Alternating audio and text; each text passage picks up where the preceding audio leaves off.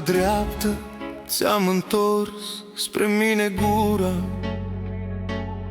sub bolta vișinilor ce dorm în rouă grea. Și de-aș putea să-ți smulg din buze sărutarea, amurgul nopții mi-ar părea de miere rea.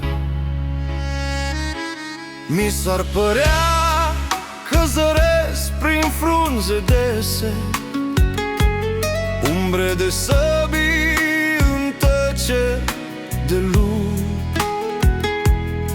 Cai negri vin, copitele ard pământul, și tu ești luna care mă omoară încet, încet. Cu mâna dreaptă ți-am întors gura spre mine, să te sărut până mor, iubire, până nu mai e nimic.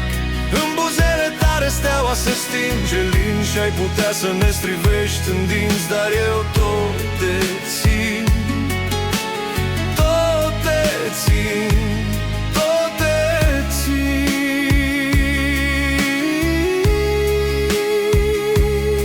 Întindeți dreapta și frânge conturul lor de fier,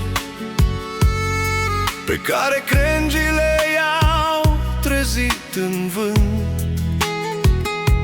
Caii repesuie spre stele, rătăciți în timp, și eu în gura ta mă topesc, mă pierd, mă frâng.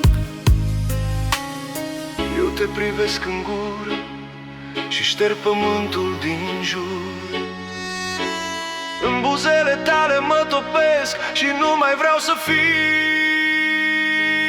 Cu mâna dreaptă ți-am întors gura spre mine, să te sărut până mor, iubire, până nu mai e nimic. În buzele tale steaua se stinge lin și ai putea să ne strivești în dinți, dar eu tot te țin.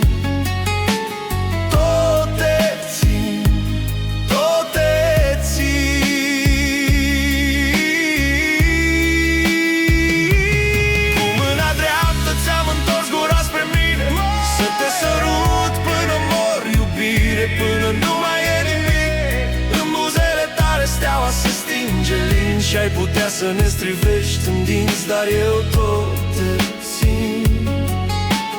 Tot te țin, tot te țin,